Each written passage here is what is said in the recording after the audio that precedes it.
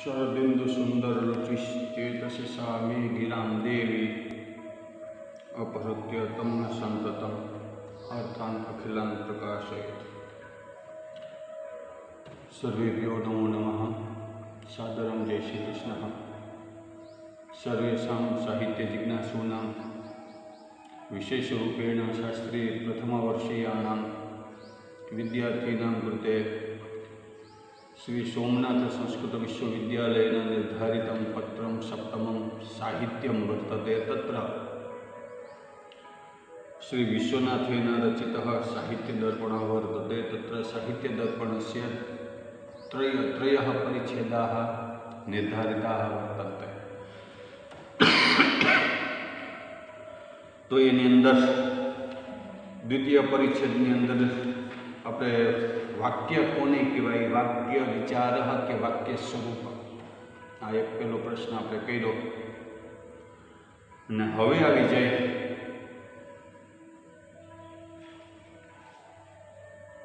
त्रिधा अर्थः। अर्थस्य त्रयो भेदाः वर्तन्ते। जे आपणे त्रण शक्ति शब्दस्य तिस्रः शक्तयः, कारण के अभिधा लक्षणा ने व्यंजना आनी उपर आपणे जवानुं छे। अभिधा कारण के गुजराती तो स्वाभाविक है कि निरर्थी है ज, पण गुजराती नहीं कोईपण भाषा कोईपण वाक्य में त्रण अर्थ निकले। एमां पहेलो अर्थ होय एने कहेवामां आवे जेना द्वारा निकळतो होय अभिधा शक्ति द्वारा निकळे।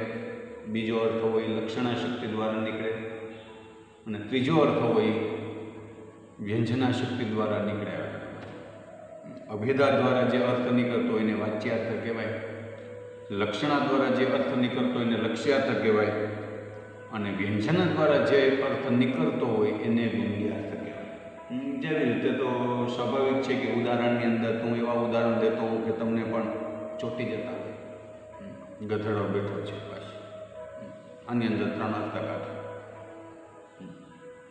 ગધેડો બેઠો છે, બસ એટલે પેલો અર્થ થઈ જાય કે ચાર પગવાળો, ભાર ઉપાડવાવાળો, સફેદ, વધારે પડતો કલર એનો સફેદ જ હોય છે એટલા માટે આવો એક પશુ બેઠો છે, પણ આમ જોઈએ તો પશુ નથી। એટલે બીજો અર્થ કરીએ આગળ। पहलो अर्थ है कि गधेड़ो है, बीजो अर्थ करिए कि बैठो है तो खाली एमने बैठो है। आगे माँ बाप ने एम थाय कि भणवा आव्यो छे ने अहींया बैठो होय, जे करवानुं न करे न करवानुं करे, ई गधेड़ो कहेवाय जे आळसू होय। त्रीजो अर्थ निकळे एने आळसू केम कीधो तो कि पशुत्व एनी अंदर आवी जाय।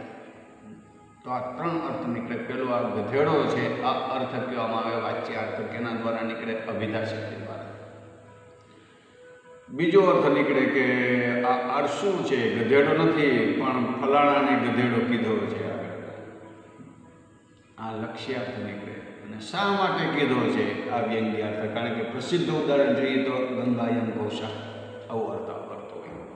एक गंगामां झूंपड़ी है, आवो एक अर्थ सामान्य निकले। गंगायम घोष एटले गंगा में झूंपड़ी है, गंगा में कुटीर है, गंगा में नानो एवं मकान है। अपने सौराष्ट्र में वया जाओ, कारण के झूंपड़ी तो स्वाभाविक है कि हवे रही नहीं, पण त्यारे जे कई ऋषि मुनिओ जे कई अर्थ कर्यो आगळ के गंगायम घोष मने गंगा में झूंपड़ी है, पहले आवो अर्थ निकले। पछी एवो क्यारेक मोको आवे भाईश्रीनी कथा होय ने त्यारे आपणे जईए हरिद्वार ऋषिकेशमां जईए ने त्यारे गंगाना प्रवाहने जोईए त्यारे सीधे सीधो एनो अर्थ, कारण के अर्थो क्यारे भूलातो ज नथी। जे अर्थ कर्यो याद राखजो, गंगामां कुटीर छे, कारण के आपणे गंगाजीने जोया नथी એટલે સ્વીકારી લઈએ કે ગંગામાં કુટીર હશે। બીજે કંઈ નહીં મળ્યું હોય આવું न करवाना विचारो आपणे करता होईए, पण अर्थ एक थतो होय कि गंगा में कुटीर है, पछी गंगाजी जोवा जाइए अने एटलो बधो पाणीनो प्रवाह होय त्यां जाओ ऋषिकेशमां ने हरिद्वार में जाओ तो साकळ बांधी होय, साकळ जाए एटले बधुं वही जाए। पछी विचारीए कि गंगा में थोड़ी कुटीर होय, बनी ज न शके। पछी अर्थ करीए कि गंगा में नहीं, गंगाना किनारे આવી જાય લક્ષ્યાર્થ. કોના દ્વારા નીકળે? લક્ષણ દ્વારા. પછી શા માટે હોય તો કે ગંગાજીમાં શું હોય તો કે શીતત્વ હોય, પવિત્રત્વ હોય. એટલી પવિત્રતા ક્યાંય ન હોય. એટલા માટે આવો આ ત્રીજો અર્થ કાઢી આગળમાં. એટલા માટે પહેલો અર્થ કે ગંગામાં ફૂટે છે, અર્થ કોના દ્વારા નીકળે તો કે અભિધા શક્તિ દ્વારા. પછી અર્થ વિચારીએ કે ત્યાં ન હોય, ગંગાના કિનારે ફૂટે છે, આ અર્થ કોના દ્વારા નીકળે તો કે લક્ષણા શક્તિ દ્વારા નીકળે. પછી શા માટે તો કે શીતત્વ હોય, તપઃપૂત થવું હોય તો એ જ્યાં શીતત્વ હોય, જ્યાં પવિત્રત્વ હોય, આવા નદીના કિનારે આપણે જવું પડે આગળ. એટલા માટે ત્રીજું આવી જાય કારણ આવી એને કહેવામાં આવે વ્યંગ્યાર્થ. એટલે વ્યંગ્યાર્થ, લક્ષ્યાર્થ અને વાચ્યાર્થ. આવી રીતે ત્રણ અર્થો થાય. આવી રીતે ત્રણ શક્તિ છે. શક્તિ એટલે શું આવું આપણે ભણી ગયા આગળમાં. જે 29મું લક્ષણ હતું શબ્દસ્ય સ્વરૂપાદિ વિવરણ, તર્ક સંગ્રહની અંદર ઉત્તર મધ્યમાં આવું આગળ પહેલેથી ન જોતા અનુમિતિકરણમ અનુમાનમ ત્યાંથી જો તો 29મું લક્ષણ છે. અથવા શબ્દખંડની અંદર પેલું લક્ષણ છે શબ્દસ્ય સ્વરૂપાદિ વિવરણ. એની અંદર આપણે ભણ્યા હતા શબ્દ કોને કહેવાય તો કે આપતા વાક્યમ શબ્દ, આપતા નામ વાક્યમ આપતા વાક્યમ. આપતા એટલે શું તો કે એની અંદર આપતસ્તુ યથાર્થ વક્તા. વાક્ય કોને કહેવાય આપણે ભણી ગયા. વાક્યમ આમાં પદોચ્ચય અને અહીંયા આવી ગયો પદ સમૂહ. અને પછી યથા ગામ આનય, ત્વમ ગામ આનય જેવી રીતે એક તિંગ વાક્યમ આવું આપણે ભણી ગયા આગળ વ્યાકરણની અંદર, સિદ્ધાંત કૌમુદની અંદર, હલન પ્રકરણની અંદર, હલન પુલિંગમાં આગળ ગામ આનય અને વાક્ય કહેવાય. પદ કોને કહેવાય તો શક્તમ પદમ, જેમાં શક્તત્વ હોય, જેમાં શક્તિત્વ હોય એને પદ કહેવાય. કારણ કે જે તે અર્થ કહેવા માટે જે એનામાં તાકાત હોય એને પદ કહેવાય. ફલાણો ગધેડો છે એટલે ગધેડો શબ્દ જોઈ ગયો, ગધેડો કયો એટલે પશુત્વ આવી જાય, અર્થમાં આવી જાય. ગધેડો કયો એટલે ઇતરનો ભેદ થઈ જાય. ન ગાય દેખાય, ન ભેંસ દેખાય, ન ઊંટ દેખાય, ન હાથી દેખાય. બધાને તારી દે આગળ, બધાને અલગ કરી દે આગળ. એને કહેવામાં આવે શક્તમ પદ. અને અસ્માત પદાર્થ અયમ અર્થો બોદ્ધવ્ય ઇતિ ઈશ્વર સંકેત શક્તિ. શક્યતે અભિષ્ટમ અનયાસા ઇતિ શક્તિ શક્રો શક્ત. એમાંથી શિક્ષા બને, યાદ રાખજો. શિક્ષા કેમાં બને? શક્રો શક્તોમાંથી બને. એટલા માટે જે આપણે શક્તિમાન બનાવે એને શિક્ષા કહેવાય, એને અભ્યાસ કહેવાય, એને વિદ્યા કહેવાય. બસ. તો આવી રીતે અભિધા કોને કહેવાય, લક્ષણા કોને કહેવાય અને વ્યંજના કોને કહેવાય. તો આની અંદર જોઈએ તો પહેલાં અભિધામાં જોઈએ તો અભિધા અભિ ઉપસર્ગપૂર્વક દુધાઈ ધારણ પોષણ. કારણ કે અનભિહિતમ, અભિહિતમ, અનભિહિત કર્મણી દ્વિતીયા સ્યાત, અનુક્તા નવું આપણે ભણી ગયા. દ્વિતીયા વિભક્તિની અંદર કે કર્મકારકમાં આવું ભણી ગયા. અનભિહિત એ અધિકાર સૂત્રમિદમાં વર્તતે. અનભિહિત એટલે અકથિત, અનુક્તા આ ત્રણેય આમ જોઈને પરિવાચી શબ્દ છે. અનુક્તે કર્મણી દ્વિતીયા સ્યાત, અનભિહિત કર્મણી દ્વિતીયા સ્યાત, અકથિત કારકની દ્વિતીયા કર્મસંજ્ઞા થાય આગળના. એટલા માટે આવી રીતે જોઈએ તો અભિઉપસર્ગપૂર્વક છે ધા ધાતુ છે દુધાઈ ધારણ પોષ અભિદધાદી એટલે પ્રવૃત્તિ થાય. એટલા માટે અંગ પ્રત્યાંત છે. અભિધીયતે અનયાસા ઇતિ અભિધા નામની એકા શક્તિ. અભિધીયતે અનયાસા. એટલા માટે આવી રીતે જોઉં તો આની અંદર આવી ગયો. કોની અંદર? જે અંગ પ્રત્યય છે કેમ આવી ગયો છે તો કે જે કરણની અંદર પ્રત્યય કરવો પડે, કરણની અંદર પ્રત્યય કરવો પડે આગળ. તો એને કહેવામાં આવે અભિધીય, અભિધા શક્તિ. અભિધા શક્તિ દ્વારા જે અર્થ નીકળે એ વાચ્ય અર્થ. વાચ્ય અર્થ આપણે જોતા જશું. વાચ્ય અર્થ કોને કહેવાય આગળ. આ તો એક ખાલી પ્રસ્તાવના કરું છું આગળ. અને પછી આવી જાય લક્ષણ, લક્ષ્ય દર્શન. લક્ષ્યતે અનયાસા ઇતિ લક્ષણા શક્તિ.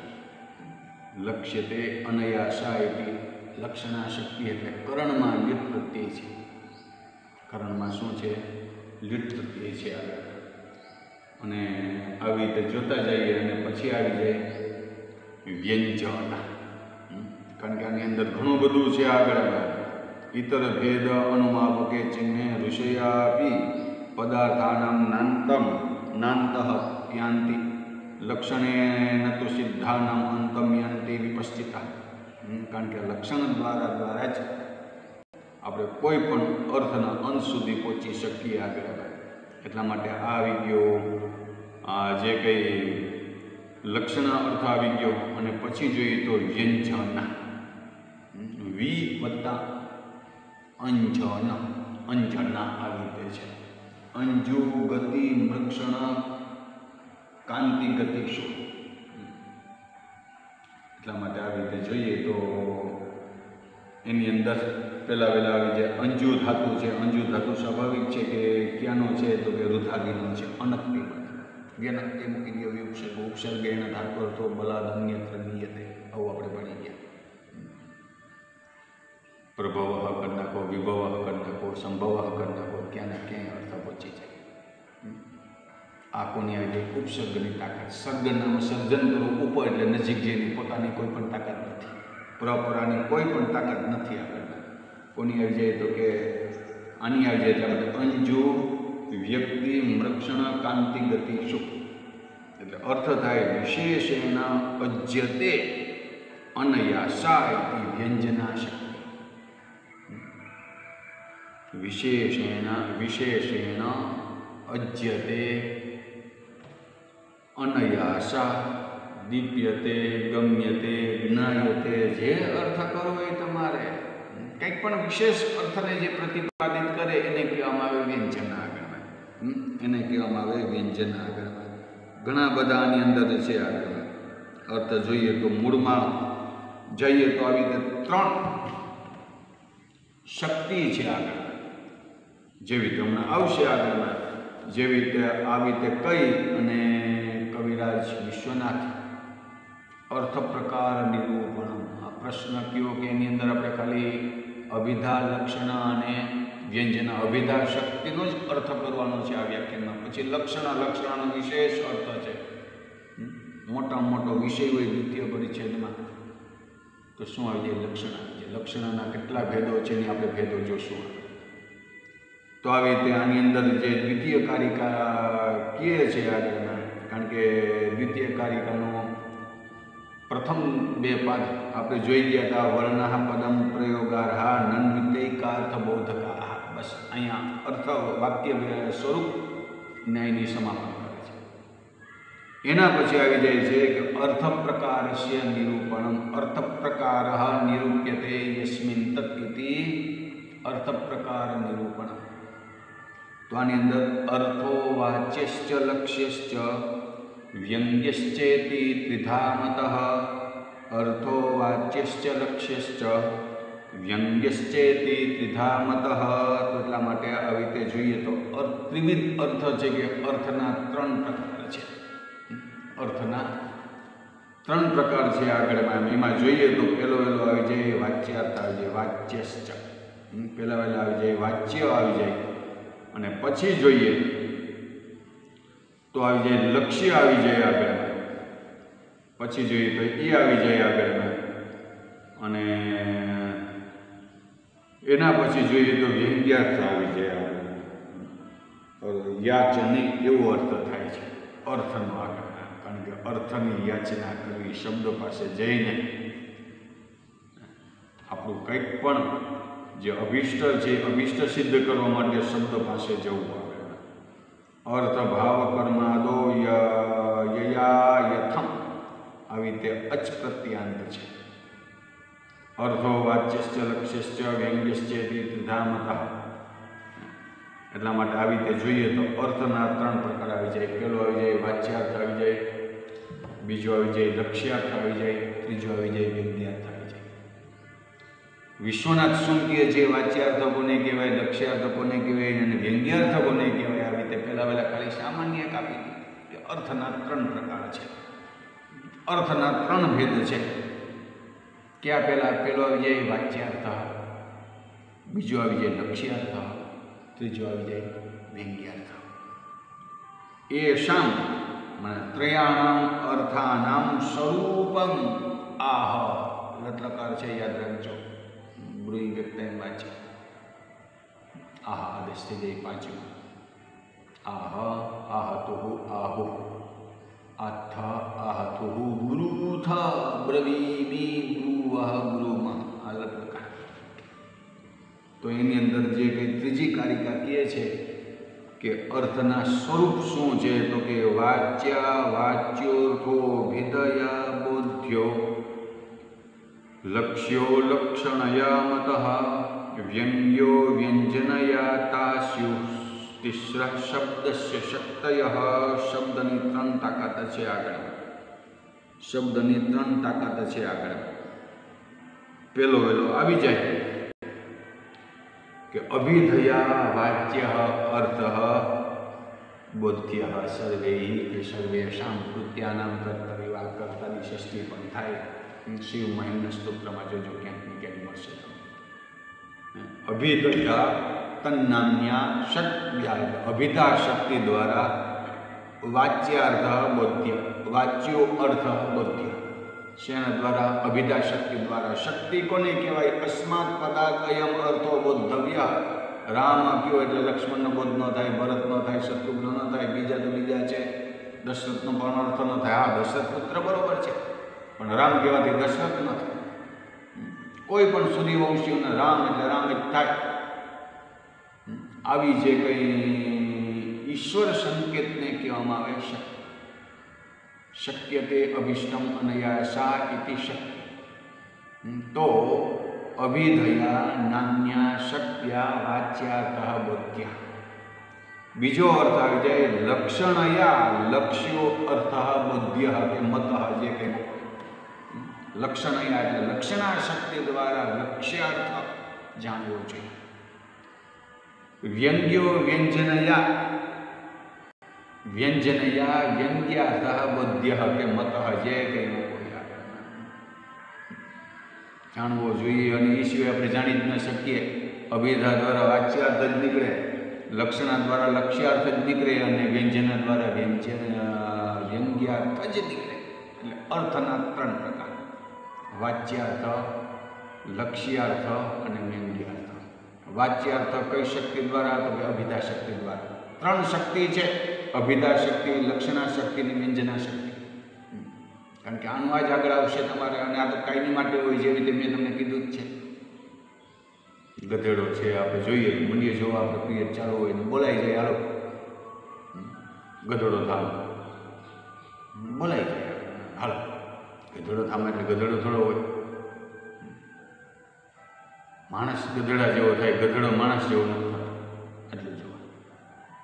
તો વિશેષ કરીને ત્રણ શક્તિ, અભિધા શક્તિ, લક્ષણા શક્તિ અને વ્યંજના શક્તિ। અભિધા શક્તિ દ્વારા જે અર્થ નીકળે એને વાચ્યાર્થ કહેવાય। લક્ષણા દ્વારા જે કંઈ, લક્ષણા શક્તિ દ્વારા જે અર્થ નીકળે એને લક્ષ્યાર્થ કહેવાય। અને વ્યંજના દ્વારા જે કંઈ અર્થ નીકળે એને કહેવામાં આવે વ્યંગ્યાર્થ। વ્યંગ્યો વ્યંજનયા તાહ શબ્દસ્ય તિસ્ર શક્તય શિવ। આ શબ્દની ત્રણ શક્તિ, તાહા એટલે અભિધા, લક્ષણા અને વ્યંજના। તાહા એટલે અભિધા, લક્ષણા અને વ્યંજના। તો ફરી એક વખત શક્તિ ત્રિવિધ છે, અભિધા શક્તિ, લક્ષણા શબ્દની, શારીરિક બૌદ્ધિક કાર્ય કે લેવા દેવા નથી, શબ્દની ત્રણ શક્તિ છે આ, અભિધા શક્તિ, લક્ષણા શક્તિ અને વ્યંજના શક્તિ। અભિધા શક્તિ દ્વારા જે અર્થ નીકળે એને કહેવામાં આવે વાચ્યાર્થ। લક્ષણા શક્તિ દ્વારા જે અર્થ નીકળે એને કહેવામાં આવે લક્ષ્યાર્થ, અને વ્યંજના દ્વારા જે અર્થ નીકળે એને કહેવામાં આવે વ્યંગ્યાર્થ। આવી રીતે કઈ અને ફરી આવી રીતે આગળ કહે છે, તાહા અભિધાદ્યા, જેવી રીતે કીધું, તાહા એટલે ત્રણ એટલે કઈ? અભિધા શક્તિ, લક્ષણા શક્તિ અને વ્યંજના શક્તિ। એટલા માટે અભિધાદ્યાહ મૂકી દીધું. તા શબ્દસ્ય તિસ્રઃ શક્તયઃ શિવ તાવિ તિસ્રુભિ શબ્દસ્ય શક્તિભિ ભૂયેત કે ભૂયતે મૂકી શિવ મૂક્યું એટલા માટે વિધલી મૂકી દેવા. વચ્ચે પરિવર્તન કરી નાખો. સાહિત્ય છે આપણે બધું શીખવાડે. એક સારા કથાકાર કરવા માટે, એક સારા વક્તા બનવું હોય તો એના માટે સાહિત્યમાં જવું પડે. તમારું ભાગવત કે આવે તે ઇતરમાં જવું પડે. એટલા માટે સાહિત્ય છે, કોઈ પણ વિષય છે. શાસ્ત્ર નબળું નથી, શાસ્ત્રી નબળો હોય એ વાત અલગ છે. શાસ્ત્ર નબળું હોત તો અત્યાર સુધી કંઈક ન હોત. પિક્ચરો તમે જોતા હો, 1 વાર જો, 2 વાર જો, 5 વાર જો, 15 વાર જો, 20 વાર જો, 25 વાર જો, પોટકાર મને આવવા ધરે છે. નવું આવે એટલે જૂનું વયું છે. પણ આ તો દિને દિને નવું ક્યારે વેદો છે, ક્યારે બન્યા, એના પછી અઘરા લાગવા માંડ્યા. એટલા માટે જે આરણ્ય અને ઉપનિષદ ગ્રંથો બનવા માંડ્યા, એ અઘરા લાગવા માંડ્યા. એટલે પુરાણો માંડ્યા બનવા, એ અઘરા લાગવા માંડ્યા. એટલા માટે આવી રીતે સાહિત્ય દર્પણ જોડાય આપણા માટે. કંઈક ને કંઈક ગમે તેમ કરીને ભણીએ, અભ્યાસ કરીએ. એટલા માટે આ સરલીકરણ કર્યું છે. પણ મુખ્ય અર્થ જે વેદોને સમજવા માટે, કારણ કે વેદોમાં એટલું જ્ઞાન છે, જેટલા અર્થ કરો એટલા ઓછા. વેદોના જે તમને કોઈ પણ એક મંત્રના 5 અર્થ આવડતા હોય તો સંતોષ નહીં કરવાનો, કારણ કે 50 અર્થ થતા હોય. 50 આવડે તો 60 થતા અહીં એટલું બન્યું છે. આગળ નામ આવી રીતે કહી અને પછી આગળ કહે છે આગળ એમાં કે અભિધા શક્તિ નિરૂપણ. કારણ કે શક્તિગ્રહમ વ્યાકરણોપમાન કોશાબ્દ વાક્યાત વ્યવહારતશ્ચ વાક્યસ્ય શેષાદ વિરુદ્ધૈર્વદન્તિ સાન્નિધ્યતઃ સિદ્ધપદસ્ય વૃદ્ધાઃ. આવી રીતે જોઈએ તો શક્તિનો ગ્રહ, શબ્દ શક્તિનો ગ્રહ શેના દ્વારા થાય એટલે અર્થ શેના દ્વારા આવડે. પેલું આવી જાય વ્યાકરણ છે, પછી આવી જાય વ્યાકરણાત શક્તિગ્રહમ ભવતી. પછી બીજું આવી જાય ઉપમાનાત ફલાણા જેવો છે. ઉપમિતિકરણ ઉપમાનમ આવું આપણે ફરી ગયા. ઉપમાનાત આવી જાય, પછી કોશાત આવી જાય, પછી આવી જાય આપતસ્તુ યથાર્થ વક્તા. આવું આપણે ફરી ગયા આગળ. આપતસ્તુ યથાર્થ વક્તા એટલે આપ્ત વાક્ય ત્રીજું. વ્યાકરણથી શબ્દની અર્થ આવડે એને શક્તિગ્રહ કહેવાય, બીજો કંઈ નથી. ઉપમાનથી ફલાણા જેવું છે, ફલાણા જેવું છે આગળ. જેવી રીતે કશ્ચિત ગવ્ય પદાર્થમ અજાનન કુતશ્ચિત આરણ્યક પુરુષાદ ગો સદૃશો ભવયઃ ઇતિ શ્રુત્વા વનંગતઃ ગો સદૃશ પિંડમ પશ્યન વાક્યાર્થમ સ્મરતિ તદનંતરમ અસો ભવય શબ્દવાચ્ય ઇતિ ઉપમિતિ ઉત્પદ્યતે. આવું આપણે ભણી ગયા. સંજ્ઞા સંજ્ઞની સંબંધ જ્ઞાન ઉપમિતિ. સંજ્ઞા કોને કહેવાય, સંજ્ઞી કોને કહેવાય, સંજ્ઞા કોને કહેવાય, સંજ્ઞી કોને કહેવાય. સંજ્ઞા જોઈએ તો આ સાહિત્ય દર્પણ. આ સંજ્ઞી એટલે પહેલાંથી લઈને જે 10 પરિચ્છેદ યુક્ત જે છે, પહેલા પેજથી લઈ અને છેલ્લા સુધી જે હોય એને સંજ્ઞી કહેવાય. સંજ્ઞા અસ્તિ અસ્ય તત્કર્મ. પણ એ તત્કર્ણ સાદૃશ્ય ઉપમાન આવી જાય, સાદૃશ્ય આવી જાય આગળ. અતિદેશ વાક્યાર્થ સ્મરણમ અવાંતર વ્યાપાર આવી રીતે કઈ તથા અહીં કશ્ચિત આવું આપણે ભણી ગયા છે કે ઉપમાન ખંડમાં પેલું લક્ષણ છે અથવા 28મું લક્ષણ છે. આવી રીતે કઈ અને જેવી રીતે હું કહેતો હતો કે શક્તિગ્રહ વ્યાકરણથી થાય કે વ્યાકરણાત શક્તિગ્રહમ ભવતી, ઉપમાનાત શક્તિગ્રહણમ મને શક્તિગ્રહમ ભવતી. કોશાત અમરકોશો એ વાચસ્પત્યમ જે કહ્યું. આપતવાક્ય ચા અને વ્યવહાર તશ્ચા. ઘણા બધા પ્રશ્નો હોય, જેમ જેમ ઉંમર વધે એમ પ્રશ્નોના જવાબ આવતા છે. પણ વિચાર કરજો, આપણે ભૂલીએ, ભગવાન ભૂલતો નથી. તમે જે વિચાર કર્યો હોય, જે પ્રશ્ન કર્યો એનો જવાબ તમને ઓટોમેટિક ભગવાન ક્યાંક ને ક્યાંક આપતો. અમારો તો અનુભવ છે. ઓહો બરોબર, તો મને આવડતું, ક્યારેક આવું થાય. એ વ્યવહાર તશ્ચા. કારણ કે વિદ્યા છે, ગમે એટલું ભણીએ આપણે કાલિદાસ થવાથી ચતુર્વેદ પ્રકારે એ વિદ્યા ઉપકતા એમાં વ્યવહાર કાલે આવે છે. આગમકાલેન, સ્વાધ્યાયકાલેન, પ્રવચનકાલેન અને વ્યવહારકાલેન એમ આવે છે. કોઈ પણ વિદ્વાનને એમ ન માને કે મને 100% આવે છે. ગમે તેટલું ભણો, બૃહસ્પતિ ભણવાવાળો ને ઇન્દ્ર જેવો આપણે હોઈએ તો 25% આવે. અમે બૃહસ્પતિ ન હોય ને આપણે ઇન્દ્ર ન હોય એટલે 10-15% માન થાય. પછી સ્વાધ્યાય કરીએ, કેટલું સ્વાધ્યાય કરીએ તો એમાં 15% મૂકી દે, 30% થાય. પછી પ્રવચનકાર હું જે કંઈ કરું છું એ તમને નોકરી મળે, વિદ્યાર્થીને ભણાવો, એમાં 15% એટલે 45%. અને વ્યવહાર તો હવે 100 વર્ષ થાય તો 100% નથી થતો, આપણે 100% પૂરા થઈ જાય ફરક છે. એટલા માટે આવી જાય શક્તિ ગ્રહ. વ્યાકરણથી થાય, ઉપમાનથી થાય, કોષથી થાય અને આપ્તવાક્યથી થાય. વાક્ય શેષાદ વિરુદ્ધ વદંતી અને વાક્ય શેષથી વાક્ય શેષાદ શક્તિ ગ્રહમ ભવતી વિવૃતે. અને પછી આવી જાય મને આવી રીતે કઈ આના દ્વારા સંકેત જ્ઞાન થાય.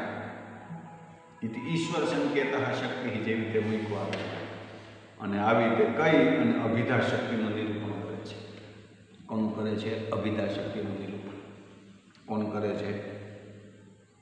તો કે સાહિત્ય દર્પણકારમાં જવાનું છે આપણે. તો એમાં જે કંઈ કાલિકા ચોથી છે, ચોથીનું પેલું ખાલી કહે છે, પેલા 2 પાદ કહે છે તત્ર સંકેતિતાર્થસ્ય બોધનાત અગ્રિમાભિધા. તત્ર સંકેતિતાર્થસ્ય બોધનાત અગ્રિમાભિધા. એટલા માટે જે ઈશ્વર સંકેત શક્તિ, ઈશ્વર સંકેત શક્તિ, સંકેત એટલે સંકેતાર્થમાં જે કંઈક અગ્રિમા અભિધા વર્તતે. ફલાણો ગધેડો બેઠો છે આપણે કહીએ એટલે જે પેલું અર્થ જે કર્યો એ અગ્રિમા, એ અગ્રિમા શક્તિ જે કંઈક તીસરુષુ શક્તિષુ અગ્રિમા કા શક્તિ વર્તતે અભિધા શક્તિ. પેલો અર્થ થાય અભિધા દ્વારા થાય. અભિધા દ્વારા કેવો થાય? વાચ્યાર્થ થાય. એને કહેવામાં આવે વાચ્યાર્થ. બીજી શક્તિ લક્ષણા દ્વારા લક્ષ્યાર્થ થાય અને વ્યંજના દ્વારા વ્યંગ્યાર્થ થાય. તો આની અંદર કહે છે કે મને આવી રીતે જે કંઈ સંકેત ગ્રહસ્ય ઉપાય, વિશ્વનાથ કહે છે સંકેત ગ્રહ લગ્ન કેવી રીતે થાય? તો જેવી રીતે કહે છે કે ઉત્તમ વૃદ્ધેન મધ્યમ વૃદ્ધમ ઉદ્દિશ્ય ગામ આનય. કોઈ વૃદ્ધ છે એની મધ્યમ વૃદ્ધને કીધું કે ગામ આનય, ગાયને લઈ.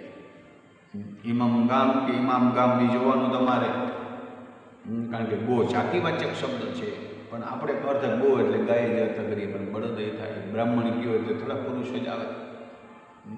3 લિંગાલ છે. એટલા માટે કીધું ઉત્તમ વૃદ્ધેન મધ્યમ વૃદ્ધમ ઉદ્દિશ્ય ગામ આનય ઇતિ ઉક્તે સતી. હું પછી લેવું આવું પહેલાં કંઈ હતું જ નહીં અને પછી ક્યારેય કરવું નહીં, પછી ક્યારેય કોઈનું આવવાનું નથી. ગઈકાલની આજે થાય પણ આજની આવતીકાલ થતી નથી, એટલું યાદ રાખજો. આવતીકાલની આજે થાય પણ આજની આવતીકાલ નથી થતી. આગળ આજે બુધવાર છે તો બુધવારનો મંગળવાર નહીં થાય. આજે 9 તારીખ છે, 9 ડિસેમ્બર છે, 9/12/2020. આવતીકાલે 8 નહીં થાય. 8/12/2020 શરતી સૂર્યા કલતી ગચ્છતી કાલા સમ્યક એતિ નામ ગચ્છતી સમય.